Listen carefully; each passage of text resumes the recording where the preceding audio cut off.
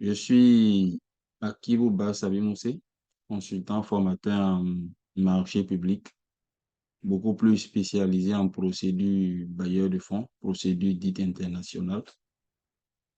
Et c'est un plaisir pour moi de vous avoir en ligne là pour discuter pendant quelques minutes, notamment 30 minutes de présentation maximum et 30 minutes de questions-réponses maximum sur le thème du jour, notamment le dialogue compétitif, ses avantages et également ses risques. Ça va être une partie d'échange. Vous pourrez après poser vos questions, vos préoccupations et aussi faire des apports. Je reste très ouvert là-dessus, il n'y a pas de problème. Déjà, je vais d'entrée préciser que c'est le dernier webinaire de l'année 2023. C'est le tout dernier. Et à partir de 2024, le modèle change. Le modèle change parce que nous ferons désormais les webinaires les vendredis. Les vendredis et pour permettre quand même à beaucoup de cadres d'être toujours dans l'environnement professionnel. Donc, cela pourra être suivi depuis vos bureaux au niveau de vos administrations respectives, suivi également depuis vos salles de réunion, vos salles de conférence respectives, pardon, en groupe pour pouvoir quand même susciter les débats et optimiser quand même l'approche participative. Il n'y a absolument aucun problème là-dessus. J'aimerais aussi rappeler que l'horaire va changer cette fois-ci. On aura un horaire qui est beaucoup plus souple et qui permet quand même, une fois dans l'environnement professionnel, d'avoir quand même un horaire qui intervient à un moment où la pression diminue, notamment la fin de l'après-midi du vendredi. Donc, cela va être fait entre 16 h et 17 h en heure GMT. En heure GMT, bien sûr. Donc, ça va permettre aux gens d'être dans l'environnement professionnel, de pouvoir discuter tous les autres aspects positifs que pourrait avoir cette nouvelle programmation. Donc, merci encore une fois de la confiance. Je vous dis merci. Et sans trop tarder, on va démarrer par le vif du sujet. J'aurai maximum 30 minutes de présentation. Je pourrais faire moins ou un peu plus selon les cas, en fonction bien sûr du développement que je ferai. Et vous aurez aussi l'occasion de poser vos questions, vos préoccupations, que ce soit à travers des mains levées que vous ferez, en les posant de façon directe, de façon verbale. Une prise de notes sera faite. Et également aussi pour ceux qui sont dans des environnements qui ne sont pas forcément les meilleurs en termes de qualité d'écoute ou aussi d'intervention, les faire à travers le chat, que les réponses, les questions soient écrites, qu'on puisse les noter et qu'on puisse les prendre en compte. Voilà. Déjà, le dialogue compétitif, procédure de passation des marchés publics, très peu connue et surtout très peu utilisée en fonction des environnements législatifs dans lesquels on se retrouve, que ce soit au plan national, que ce soit selon un bailleur de fonds, ou que cela soit même d'après des pratiques internationales en matière de passation des marchés publics. Déjà, il faut noter que cette pratique-là, cette méthode de sélection de passation des marchés publics a un nom assez évocateur. On parle de dialogue. Dialogue, pourquoi? Parce que c'est une procédure d'abord à la base interactive. Elle est interactive, donc elle va permettre d'entrer en contact de façon physique. Cela ne va pas se faire uniquement de façon formelle à travers des documents. On dépose un document, c'est analysé, on répond. Donc la procédure, à un moment, va devenir une procédure interactive où vous allez discuter ensemble des solutions. Dans quel cas il est recommandé quand même, et il est parfois même plus intéressant d'aborder le dialogue compétitif? Comme vous le savez, c'est pour des marchés complexes et novateurs. C'est beaucoup plus adapté aux marchés complexes et novateurs. Pourquoi? Parce que ce sont des marchés pour lesquels généralement, surtout à cause du côté recherché, où il y a un intérêt précis pour l'innovation, des marchés pour lesquels le domaine en réalité est un domaine généralement où tout va très vite, notamment la technologie. qui est un des domaines aujourd'hui qui se positionne en top one, où tout va très vite. Il y a de nouvelles approches, de nouvelles méthodes, de nouveaux procédés. Donc, il est très difficile pour l'acheteur public, dans ce cas, s'il est public, de définir avec précision un cahier de charge technique. Donc, le cahier de charge ici qui va être utilisé est un cahier de charge fonctionnel. Donc, l'acheteur ne pourra être en mesure que, pour un premier cas, de définir de façon fonctionnelle son besoin, qui sera sommaire. Et un besoin fonctionnel est orienté vers la question, c'est pourquoi. C'est-à-dire, pourquoi je suis en train de vouloir faire cette acquisition? Quelle est l'utilisation que je vais en faire? Qu'est-ce que je vais faire de ça? C'est ça que vous essayez de mettre dans un cahier de charge fonctionnel qui sera publié. Il y a la disposition, bien sûr, du public, notamment des entreprises, des potentiels soumissionnaires qui vont déposer un dossier selon la méthode choisie, si c'est une présélection, parce que ici, il faut d'abord présélectionner les candidats afin de construire au fur et à mesure du processus la solution. Donc, vous avez une solution qui est plus ou moins, je dirais, co-construite tout le long du dialogue entre l'acheteur et bien sûr la partie privée, ce qui est très intéressant. Secondo, vous avez des besoins qui ne peuvent être définis en réalité dans le détail, c'est-à-dire un cahier de charge technique, mais dont vous n'avez pas intérêt en réalité dont vous n'avez pas intérêt, vous n'avez pas vraiment intérêt à avancer dans la définition parce que vous êtes dans un domaine où non seulement vous pouvez bien sûr définir, ça c'est secondo, vous pouvez définir ce que vous voulez, mais ce n'est pas dans votre intérêt de le définir parce qu'il y a de fortes chances que ce que vous soyez en train de définir actuellement de façon détaillée, de façon technique, soit quelque chose qui est dépassé et qui ne vous convient pas. Vous savez, généralement, on peut savoir quelque chose de très simple. Il y a une différence entre ce que nous voulons et ce qui est de bien pour nous. Le dialogue compétitif a pour objectif de trouver ce qui est bon pour nous, pas forcément ce que nous voulons. C'est ça ce qui fait la spécificité et la particularité de cette méthode de sélection. Donc déjà, le contexte, c'est un, vous maîtrisez ce que vous voulez, mais vous ne savez pas si ça va être bon pour vous, parce que vous êtes dans un domaine où tout va vite, il y a des solutions qui sont innovantes, qui peuvent objectivement vous renforcer même le principe d'efficience, le fait d'atteindre vos résultats finaux dans de meilleures conditions en rationalisant les facteurs mis en œuvre pour ne pas gaspiller. Et aujourd'hui, comme vous le savez, on est en pleine COP28, la dynamique de durabilité est applicable et appliquée aujourd'hui aux acquisitions en ce qui concerne l'innovation économique, le progrès social et l'équilibre environnemental recherché. Donc, il y a une série de solutions qui vont être cherchées, qui peuvent ne pas être des solutions qui vont être à l'avantage forcément de l'emprunteur parce qu'il est déjà défini, pardon, de l'emprunteur de l'autorité contractante, c'est-à-dire de l'acheteur, parce qu'il est déjà défini dans le détail. Donc, quand vous définissez dans le détail, vous fermez en réalité les marges. Ici, vous êtes dans un domaine où vous allez définir de façon sommaire ce que vous voulez, de façon fonctionnelle, je le précise, de façon fonctionnelle. Vous devrez être en mesure exactement de dire ce que vous voulez faire avec. Quel est le besoin que cela va remplir, la finalité, l'objectif recherché.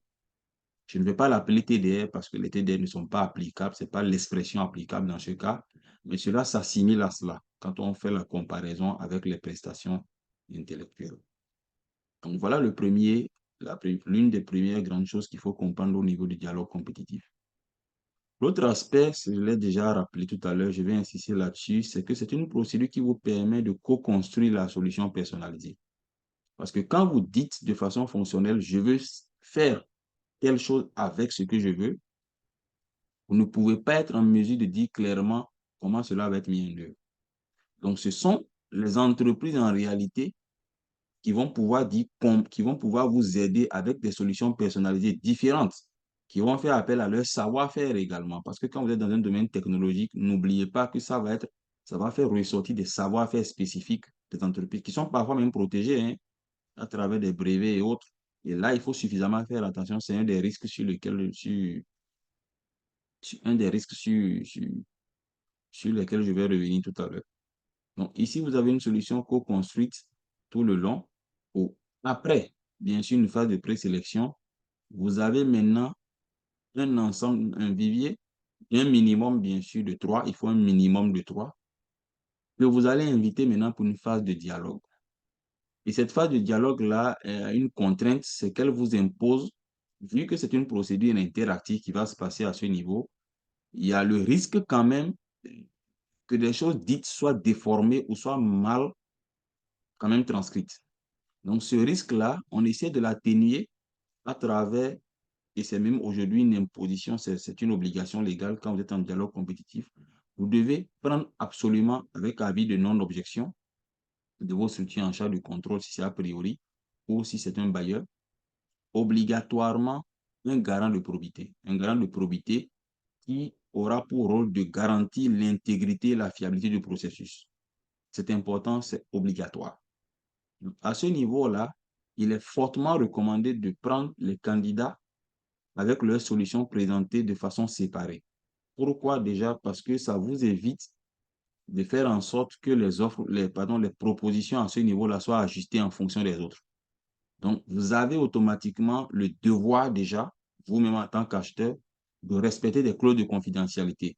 Vous ne pouvez pas avoir discuté avec l'entreprise A qui va vous exposer, je le rappelle, je l'ai rappelé tout à l'heure, qui va vous exposer son savoir-faire privé, qui est son savoir-faire parfois, qui est une solution maison. Et ce savoir-faire-là, lorsque vous discutez avec l'entreprise B, vous le ressortez dans les discussions. C'est une entrave, c'est une entorse, cela va complètement annuler le processus. Donc, vous avez le devoir de confidentialité parce que c'est le savoir-faire que les entreprises vont venir vous présenter. Donc, vous ne pouvez pas les prendre et les divulguer aussi. Donc, vous-même, en tant qu'acheteur, vous êtes contraint, vous êtes astreint à cette règle-là que vous devez être en mesure de respecter obligatoirement. L'avantage ici du dialogue compétitif qu'il faut ressortir, c'est que cela vous permet de susciter l'innovation. C'est ce qui est bien.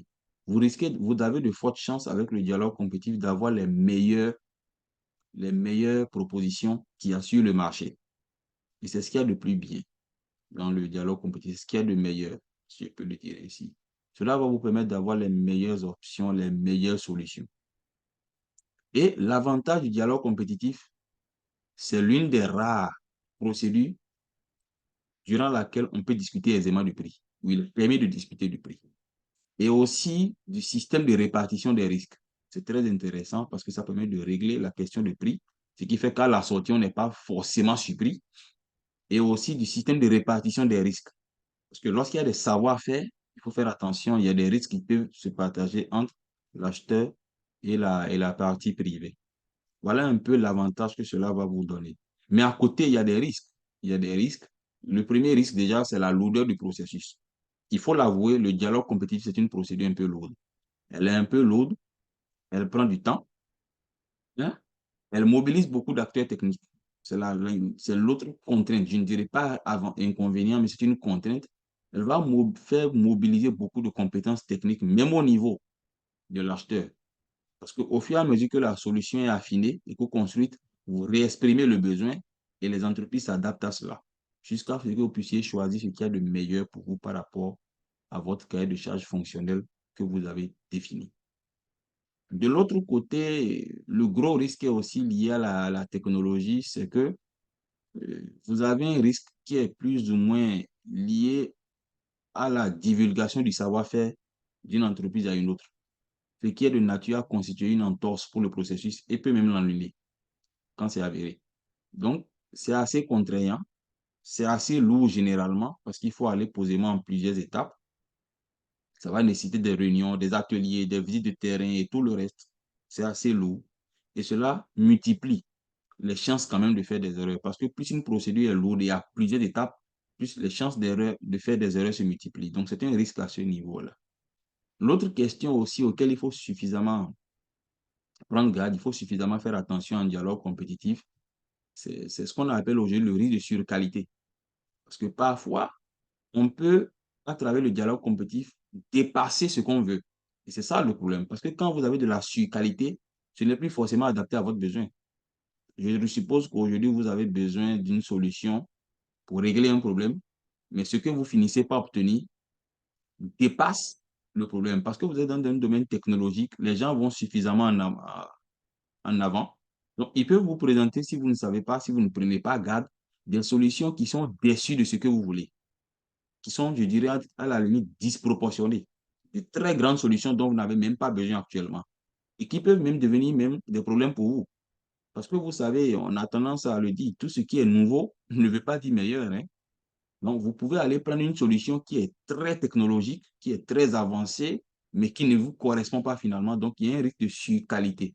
Il faut savoir, comme on le dit, doser, pouvoir vraiment être sûr que ce que vous êtes en train d'obtenir comme solution personnalisée est adapté à vos besoins actuels et pourra être mis à jour et évolutif et évoluer en fonction de l'évolution de votre environnement. C'est très important à ce niveau-là. Et le dernier risque aujourd'hui que je peux aussi partager avec vous, c'est la réticence que les acteurs de la chaîne de commande publique, notamment au contrôle et autres, ont pour valider ce genre de processus-là dans les plans de passation des marchés, parce que beaucoup ne le maîtrisent pas. Donc, ils ont peur de valider cela, de ne pas être en mesure de suivre au niveau du contrôle et au niveau des autres dispositions. C'est la première source de crainte que généralement on rencontre dans le dialogue compétitif, ce qui fait que les gens sont obligés, même lorsque c'est quand même la meilleure des procédures, celle qui pourrait s'avérer nécessaire, sont obligés de se rabattre sur des procédures généralement classiques que nous connaissons tous pour régler ce genre de problème. Donc voilà, hein, en quelques minutes ce que je peux partager avec vous par rapport au dialogue compétitif. Certains forcément en ligne en savent plus, ils pourront partager aussi leurs expériences, faire des apports. Je suis disponible, ouvert pour ça. Ceux qui ont des questions et autres préoccupations pourront également les poser pour qu'on puisse en discuter. Merci beaucoup. Je pense que là, j'ai fait 20 minutes. C'est suffisant et vos questions vont quand même faire le reste du timing. Merci.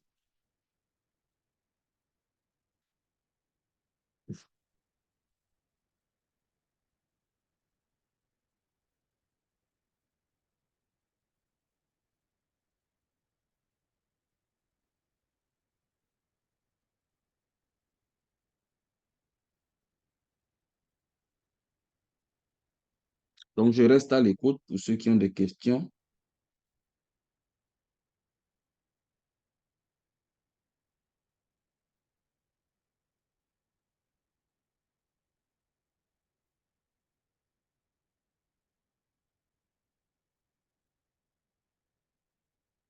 Il y a énormément d'écrits dans le chat.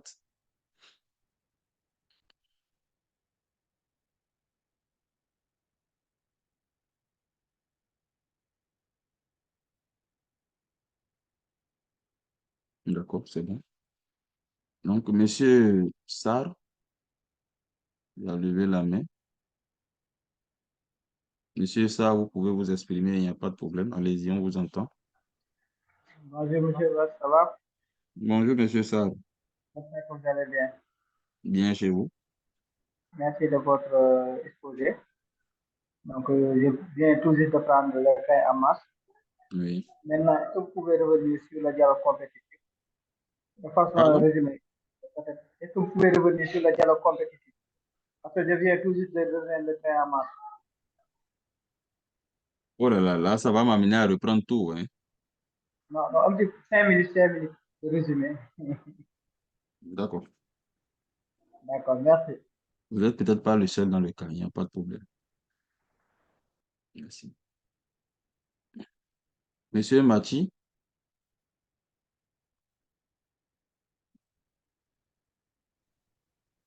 Oui, merci, monsieur le formateur.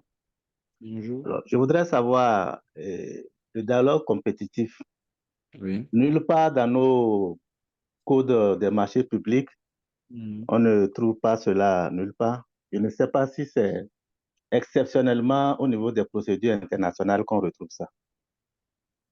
D'accord.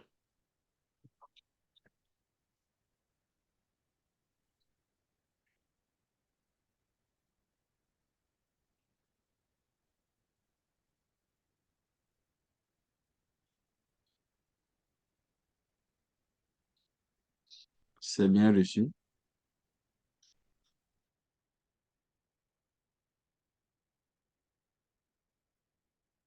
Autre question? Quelqu'un d'autre?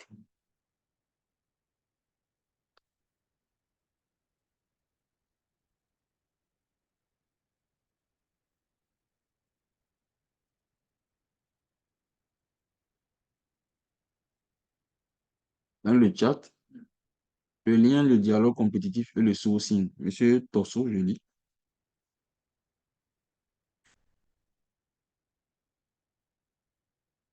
Dialogue compétitif et le sourcing. D'accord, c'est bien reçu. Kelila Mafo, Madame Mafo, il demande comment procéder à l'adjudication du marché une fois le dialogue compétitif conclu.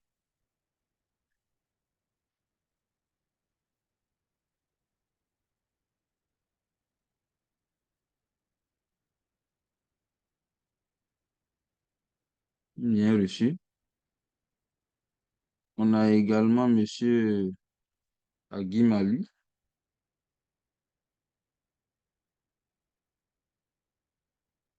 qui demande qu'est-ce qui distingue le dialogue compétitif de l'appel d'offres en deux étapes. OK.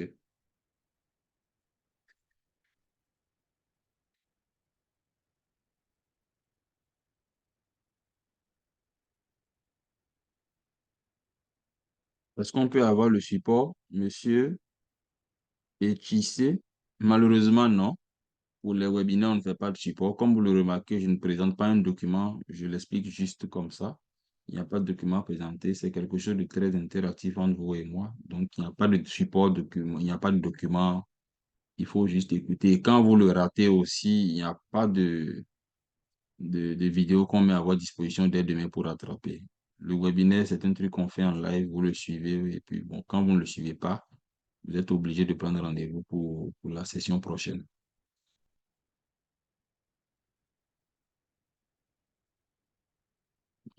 Pour quel type commis? Pour quel type de bien le dialogue compétitif est approprié? OK,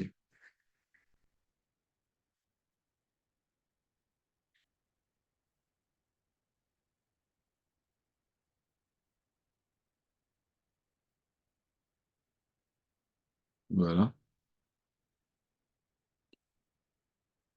C'est bien reçu.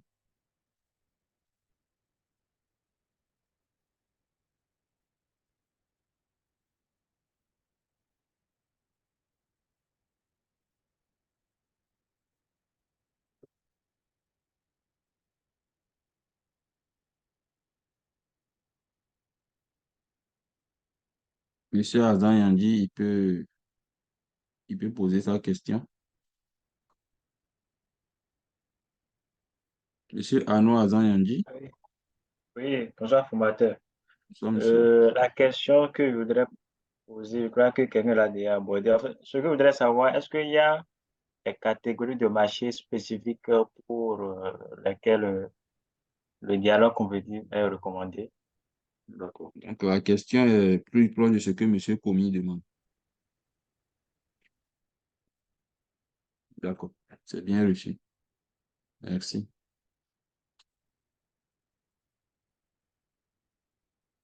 Il patiente rapidement.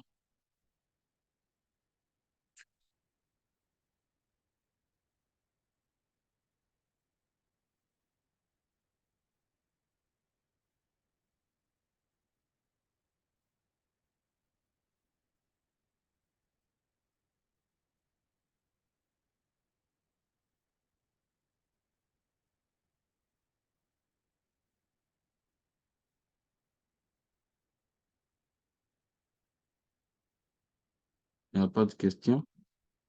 S'il n'y a plus de questions, on va évoluer en répondant à ceux qui ont déjà posé leurs questions, hein. On peut démarrer, hein. Ça pourrait peut-être susciter d'autres questions, il n'y a pas de souci. Monsieur Sarr a demandé à ce qu'on revienne là-dessus. Donc, très rapidement, j'ai expliqué au moment où vous n'étiez peut-être pas encore en ligne que le dialogue compétitif est une procédure d'abord interactive. Comme son nom l'indique, c'est assez évocateur. C'est une procédure interactive qui met en compétition plusieurs partenaires privés, des structures privées, comme on est dans un système de passation des marchés publics classique. L'autre chose, la contrainte que pose le dialogue compétitif, c'est qu'il vous oblige à avoir un garant de probité, à recruter un garant de probité qui reçoit bien sûr un avis de non-objection avant validation. Le garant de probité, c'est une personne physique généralement, ça peut être un huissier ou autre assermenté, qui va être présent pour garantir l'intégrité du processus, pour être sûr que pendant la phase de dialogue, il n'y a pas eu de déviance, il n'y a pas eu des entorses et il n'y a pas une violation du principe de passation des marchés, des principes de passation des marchés. De l'autre côté, le dialogue compétitif est beaucoup plus approprié pour les marchés complexes et novateurs. Au début, on l'appliquait uniquement pour les marchés complexes, mais aujourd'hui, même pour des acquisitions simples, pour lesquelles le besoin d'innovation est recherché quand même, on commence par l'appliquer. C'est ce qui a d'ailleurs fait qu'on a raccourci les délais classiques. Parce qu'avant, lorsqu'on disait dialogue compétitif, c'était une procédure qui était vorace, qui était énormément chronophage, comme on le dit. Ça pouvait vous prendre plus un an ou un peu plus, parce que cela se déroule en plusieurs étapes obligatoirement.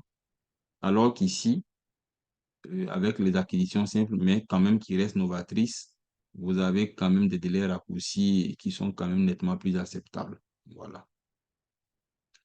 Et de l'autre côté, en termes d'avantages, c'est que, comme je l'ai dit, premièrement, ça suscite le besoin d'innovation. Ça permet quand même d'avoir les meilleures propositions du marché. Ça permet quand même de satisfaire un besoin fonctionnel, comme je l'ai dit aussi. Et en termes de risques, c'est qu'il y a plusieurs risques auxquels vous êtes exposés quand vous êtes en dialogue compétitif, c'est que il y a une possibilité quand même de surqualité qui vous guette parce que le risque, c'est que vous puissiez, comme vous faites face à des solutions personnalisées d'identité, qu'on vous propose des choses qui dépassent largement vos besoins actuels, qui dépassent largement vos besoins actuels, qui risquent même de ne même plus forcément vous correspondre, de ne plus vous convenir. Donc, c'est le gros risque aujourd'hui, le risque de surqualité. Vous avez aussi le risque d'entorse, le risque classique qui est l'entorse à la passation des marchés, parce qu'un processus très long, généralement, où vous avez plusieurs étapes, en plus, à l'intérieur d'avoir une procédure qui est carrément interactive, où vous invitez les partenaires privés qui viennent vous exposer leur savoir-faire, qui discutent avec vous, c'est un risque, parce que cela multiplie les chances de commettre des erreurs et des entorses liées au principe de passation des marchés publics. Certes, ici, l'autre risque que vous avez, c'est la méconnaissance, c'est lié à la méconnaissance de la procédure elle-même, parce que généralement, c'est une procédure que peu de gens acceptent dans certains marchés, et ce qui fait qu'ils ont tendance, même pour des marchés où cette procédure aurait été la meilleure option, à se rabattre sur des procédures quand même classiques à ce niveau-là. Voilà. Donc, entre autres, hein, c'est ce que j'ai pu dire par rapport avant que vous ne puissiez être là. Voilà. On pourrait revenir sur d'autres aspects peut-être plus tard. Voilà. Monsieur Mathieu a demandé dans le code, il ne voit pas le dialogue compétitif. Effectivement, vous ne le voyez pas dans le code. Je l'ai dit au début, cela va dépendre de la maturité de votre système législatif. Il y en a qui le mettent dans des codes et il y en a qui ne le mettent pas. Et il y en a aussi qui le mettent et qui ne l'appliquent jamais. Vous allez avoir des codes où c'est bien mentionné, mais ils ne l'appliquent jamais. Voilà. Donc, il ne l'applique jamais. Pourquoi? À cause de ce que je viens de dire, c'est cette méconnaissance-là de la procédure et elle est beaucoup redoutée. On a peur de s'engager dans ce processus et de faire des erreurs parce qu'on ne maîtrise pas énormément. C'est aussi l'une des raisons. Mais aujourd'hui, si vous allez sur des procédures internationales, vous le retrouvez aisément. Et c'est même recommandé. Je parie que même dans votre environnement, pour ceux qui l'ont déjà pratiqué, c'est sûr que c'est par rapport à une procédure bailleur, notamment la Banque mondiale aujourd'hui l'applique sérieusement en termes de modalité de passation des marchés pour venir renforcer l'appel d'offres ou l'appel à proposition. Donc, au niveau du règlement de la Banque mondiale, aujourd'hui, on est à la 5e édition. Vous allez avoir l'appel à proposition. Et vous allez voir que l'appel à proposition est même la méthode de passation des marchés dans laquelle le dialogue compétitif s'épanouit pleinement. S'épanouit pleinement. De par même la définition même de cette méthode de sélection. Donc, c'est quand même dans les procédures baillées à date que vous allez beaucoup plus retrouver cela de façon aisée. Et vous prenez le règlement de la Banque mondiale, vous verrez un annexe, hein, c'est bien précisé. Vous avez un annexe carrément qui, qui définit comment est-ce que cela est mis en œuvre, les différentes étapes et les possibilités aussi à ce niveau. Monsieur Tosso qui a demandé la différence entre le dialogue compétitif et le sourcing. Il est suffisamment clair, hein. Le sourcing est une méthode quand même qui permet en achat beaucoup plus en achat, de présélectionner ses fournisseurs. De présélectionner ses fournisseurs. Et après cette présélection-là, de constituer votre base de données. Et après cette présélection, maintenant, vous allez lancer selon le processus qui va convenir, hein, selon vos besoins et comment est-ce que vous prenez dans le vivier ou pas. Ça, c'est différent. Alors que le dialogue compétitif, c'est une procédure déjà définie, clairement. Et dans le dialogue compétitif, il y a un avis public qu'on lance au début. Il y a un avis bien public qu'on lance au début. Donc, ce n'est pas une procédure qui se fait de façon extrêmement dérogatoire. Elle l'était au début, mais aujourd'hui, elle n'est pas extrêmement dérogatoire. Elle peut s'appliquer si vous travaillez sur les marchés financés par les bailleurs de fonds, la Banque mondiale, la BAD notamment. Vous allez retrouver cela. Même au niveau de la BAD, dans le manuel des opérations de passation des marchés de novembre 2018. Donc, le sourcing, ça n'a absolument rien à voir avec le dialogue compétitif, comme vous avez dû l'entendre et le remarquer. Madame Mafo qui dit l'adjudication, une fois non, le sourcing ne donne pas lieu obligatoirement une présélection. Oui, ça dépend de ce que vous êtes en train de vouloir faire dans votre sourcing, mais c'est l'objectif d'un sourcing, c'est d'avoir quand même, si vous voulez, c'est sur la base d'une étude de marché. Un sourcing est toujours sur la base d'une étude de marché. Et si vous voulez retrouver même le sourcing de façon claire, dans un document, il faut se référer par exemple à ce qui se fait dans la PPSD de la Banque mondiale. Si vous prenez ce qui se fait dans la PPSD de la Banque mondiale au niveau de chaque composante, vous allez voir que c'est du sourcing en réalité qu'on fait avant de pouvoir poursuivre. Donc, ce n'est pas une méthode de sélection, c'est un procédé. Le sourcing, si vous voulez, c'est un procédé, alors que le dialogue compétitif, c'est une méthode de sélection carrément, de passation des marchés. Voilà. Madame Mafo qui demande la finalité, l'adjudication, une fois le dialogue compétitif conclu, cela se fait de façon classique, exactement avec observation de délai d'attente, publication des résultats et sélection et tout le reste, délai d'attente avec observation des plaintes et gestion des plaintes si possible et tout le reste. De façon classique, cela se passe comme ça. Exactement. Il n'y a pas de différence quant à la post-attribution. Monsieur Hakim qui parle de la différence, question très essentielle entre le dialogue compétitif et l'appel d'offres en deux étapes. L'appel d'offres en deux étapes aujourd'hui est une question qui revient parce que c'est souvent ça. Et je pourrais même encore corser davantage votre question, c'est la différence entre le dialogue compétitif, l'appel d'offres en deux étapes et l'appel à proposition, qui n'a pas le même nom dans vos législations nationales, hein. Vous n'allez peut-être pas trouver appel à proposition, vous allez voir appel à concours et autres. Mais quand vous regardez le processus, c'est exactement l'appel à proposition qui est transposé. Mais ça n'a pas forcément le même nom. L'appel à proposition est beaucoup plus, quand vous regardez selon le règlement aujourd'hui que vous avez, je prends le cas de la Banque mondiale. Si vous regardez, vous allez trouver l'appel à proposition en méthode de sélection. Mais vous allez trouver le dialogue compétitif en modalité de sélection. C'est bien différent. Donc, en méthode de sélection, vous avez l'appel à proposition, l'appel d'offres que vous connaissez. Et aujourd'hui, l'appel d'offres, on vous oblige à partir de tous les projets qui ont une note conceptuelle post-1er septembre 2023 à faire selon l'offre la plus avantageuse systématiquement. C'est obligatoire aujourd'hui. Donc, vous allez introduire des critères de cycle de vie et de durabilité, obligatoirement. Durabilité en termes d'abord d'équilibre d'objectifs économiques recherchés, d'équilibre environnemental et également sur le cas du progrès social. Vous avez de l'autre côté la demande de cotation que vous connaissez de façon classique. En procédure simplifiée, vous avez l'entente directe. Les quatre là que vous allez retrouver en méthode de sélection. Mais en modalité de sélection, vous retrouvez le dialogue compétitif, la participation communautaire de développement et même les PPP. Vous allez voir dans le règlement de la Banque mondiale et même dans le guide de la BAD, les PPP sont une modalité de sélection de passation des marchés. Ça pourrait paraître bizarre ce que je dis, mais c'est le cas.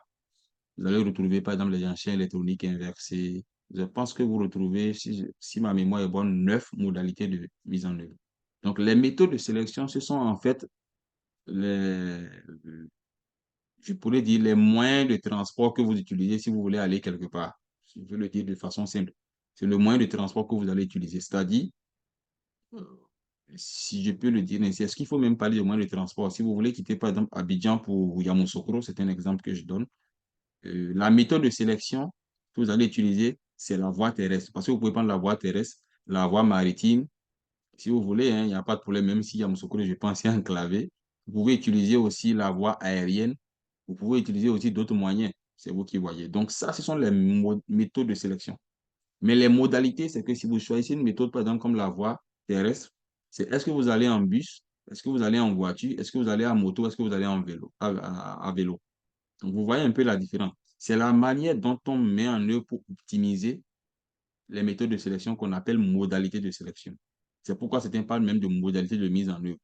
Et on parle même encore de type particulier de méthode de sélection pour certains. C'est encore la même chose. Ce n'est que des jargons, hein. Il ne faut pas que ça vous embrouille. On va généralement dire la même chose. Vous allez trouver dans ces documents-là des terminologies qui pourraient vous paraître complexes, mais quand vous arrivez à comprendre ce que c'est, vous comprenez que vous vous rendez parfois même compte que c'est quelque chose que vous connaissez déjà.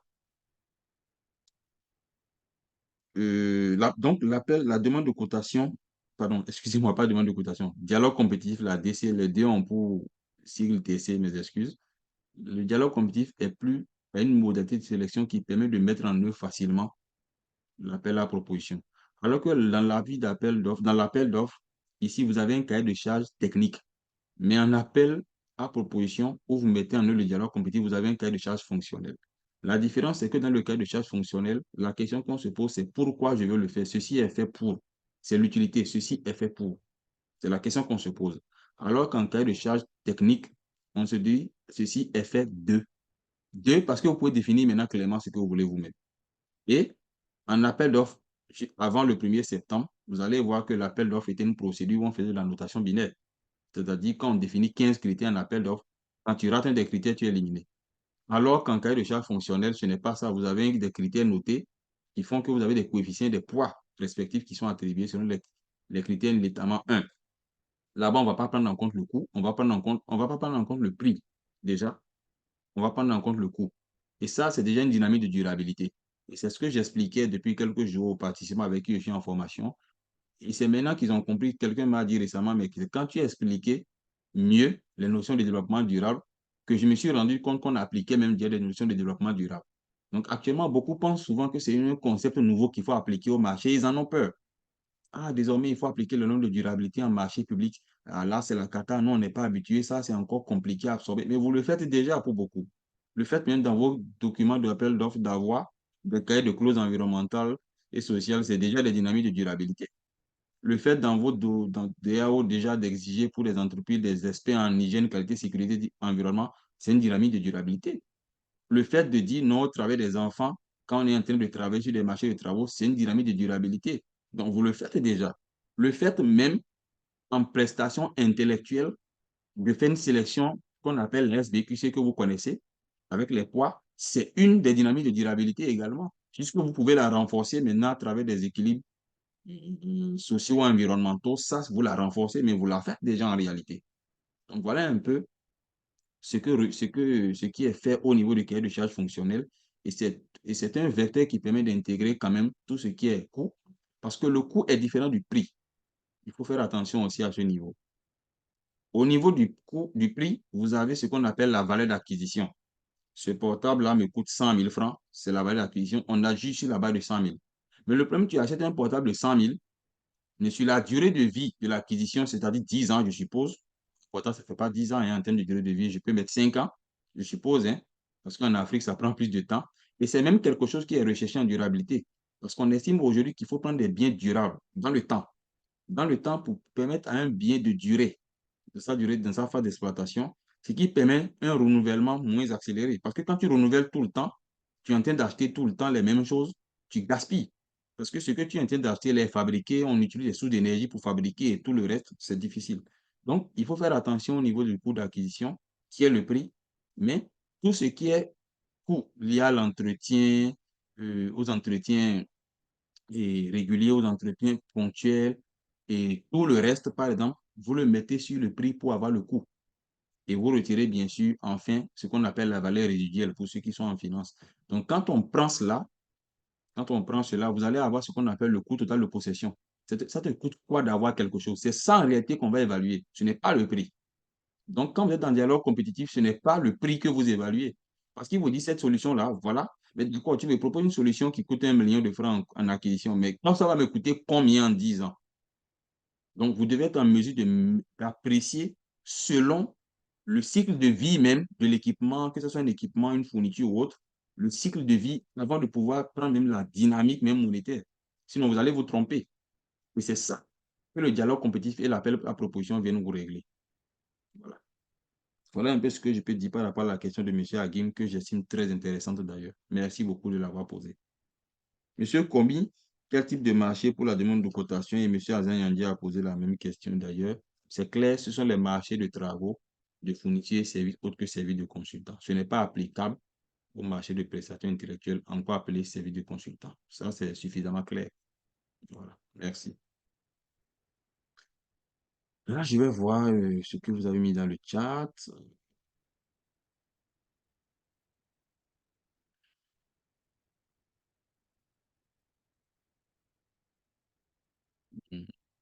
Pouvez-vous, s'il vous plaît, partager avec nous les modèles d'avis et les dossiers en lien avec le dialogue compétitif? Je ne sais pas comment je vais le faire ici parce qu'à travers le chat, envoyer les documents. Dès qu'on ferme, vous n'aurez plus accès. On trouverait un moyen de le faire. Peut-être monsieur, je lis la Salim, je suppose que c'est son prénom, les excuses.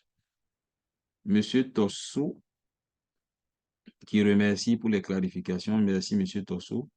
Monsieur Salim, le sourcing a juste pour objectif de découvrir les sources d'approvisionnement avant de définir la conduite à tenir pour s'approvisionner. Et c'est de cela que je parlais. C'est pourquoi je vous ai parlé d'études de marché, par exemple. Et c'est beaucoup plus même en achat qu'on parle de sourcing. Donc, plus sur les procédures d'achat.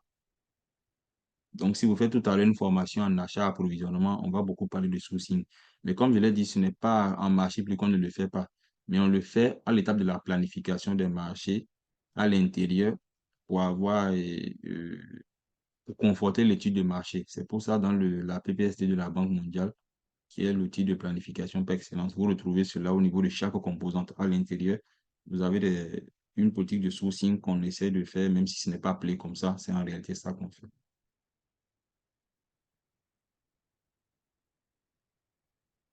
Je voudrais plus de détails entre la différence entre le mode de sélection et la méthode de sélection. Je pense que je l'ai dit. Je n'ai même pas parlé de mode. J'ai parlé de méthode de sélection et modalité. Ça, je pense que j'ai répondu à ça déjà. Pour résumer, le dialogue compétitif, l'autorité contratante définit de quoi les candidats... Je n'ai pas compris. L'autorité contratante définit le quoi et les candidats définissent le comment. Voilà, si vous voulez. Je suppose que je vous comprends. Hein. Je ne sais pas si on est sur la même longueur d'onde, mais c'est le quoi ici, je préfère être encore plus pointu, c'est ce pourquoi ça va servir. Ce pourquoi ça va servir. Le fonctionnel. C'est pourquoi j'ai insisté sur l'aspect fonctionnel. Les candidats définissent le comment. C'est comment est-ce qu'ils pourront satisfaire ce besoin-là, tout en étant conforme à ce qui est fonctionnel. Attention, ce n'est pas parce que vous êtes dans un dialogue compétitif que vous allez aller dans tous les sens. C'est suffisamment aussi cadré par rapport au cahier de charges fonctionnel que vous devez terminer de respecter automatiquement, ça vous élimine. Parce qu'on ne peut pas vous dire, je suppose un exemple, je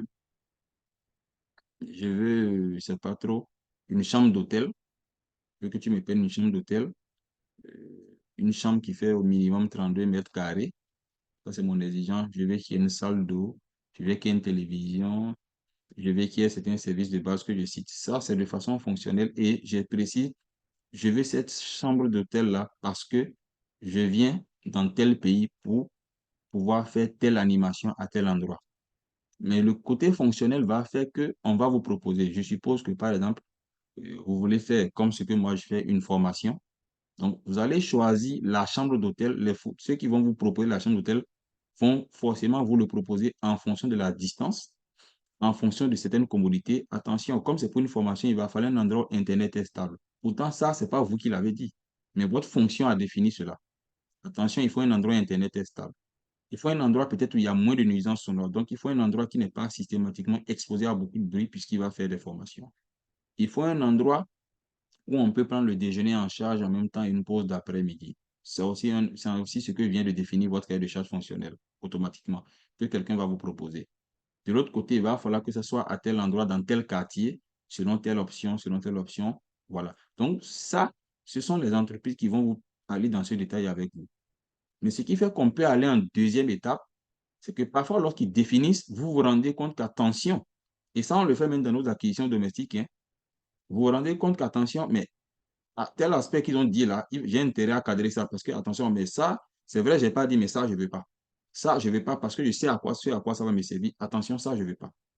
C'est-à-dire, quelqu'un me dit, par exemple, que l'hôtel, actuellement, ici aux Émirats Arabes Unis, on me dit que l'hôtel que je vais vous proposer est dans la zone Ça respecte tout ce que j'ai demandé, mais dans la zone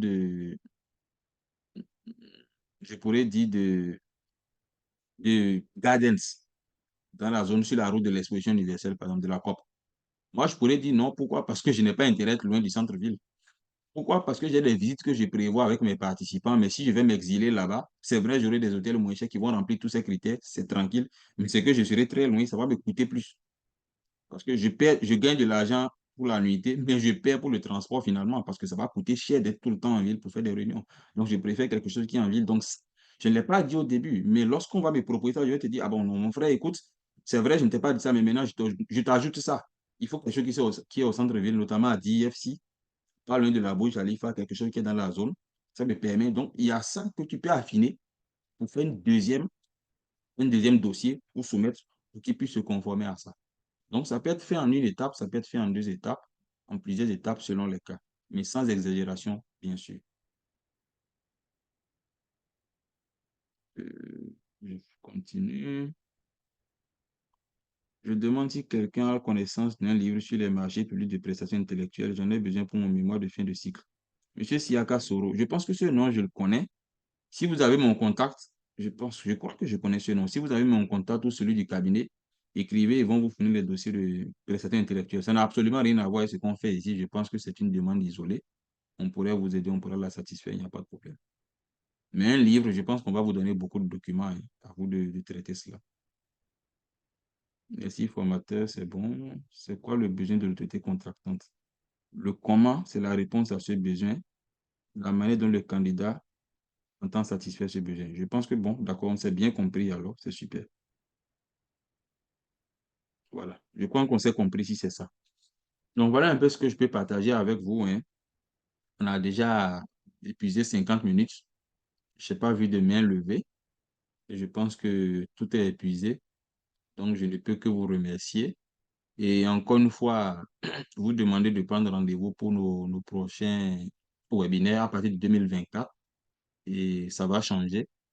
On va désormais les faire les vendredis de 16h à 17h GMT. Ça va vous permettre d'être dans vos environnements, parfois être connecté. Parce que les samedis après-midi, d'après le sondage qu'on a fait, ce n'est pas facile. Vu que nos webinaires sont orientés vers les cadres de l'administration publique, beaucoup plus c'est vous qui êtes majoritaire là, ceux qui travaillent, si vous voulez, je peux le dire ainsi en français facile. Ces gens-là, généralement, samedi après-midi, sont peu disponibles. C'est le temps qu'ils ont pour leur famille. C'est compliqué pour eux de se connecter. Ils sont à un mariage, ils sont à un événement. C'est le moment qu'ils ont probablement pour respecter certains engagements. Donc, beaucoup ont la volonté de participer à nos webinaires, mais n'y arrivent pas. Ils sont en voiture, ils sont en voyage et tout cela. Et c'est ce qui nous a amené quand même à écouter vos cris de cœur et à ramener ça pour le vendredi après-midi. Comme ça, le vendredi, à partir de 16h, 17h, on sait que dans les administrations, la pression baisse. Et voilà. Et ça vous permet en toute conformité, en toute présence de suivre ça dans vos environnements professionnels. Parfois en squattant même le Wi-Fi de l'administration. Voilà. Donc, ça, par la grâce de Dieu, il y aura beaucoup d'avantages et on vous espère plus nombreux les prochaines fois à partir de 2024. Sur ce, je vais de façon très anticipative et vous souhaiter mes voeux les meilleurs pour la nouvelle année 2024. Dieu nous accorde santé et surtout longue vie pour qu'on puisse voir cette nouvelle année avec de nouvelles résolutions. Toujours, on est des humains, on va sans cesse s'améliorer. Toujours, on va se coacher, on va s'entraider, on va sans cesse s'améliorer. Comme je le dis, c'est un devoir de génération et je pense qu'on va y arriver. Beaucoup de courage dans vos activités respectives et je vais vous donner rendez-vous les fois prochaines. Que Dieu vous garde, vous et vos familles respectives. Merci beaucoup.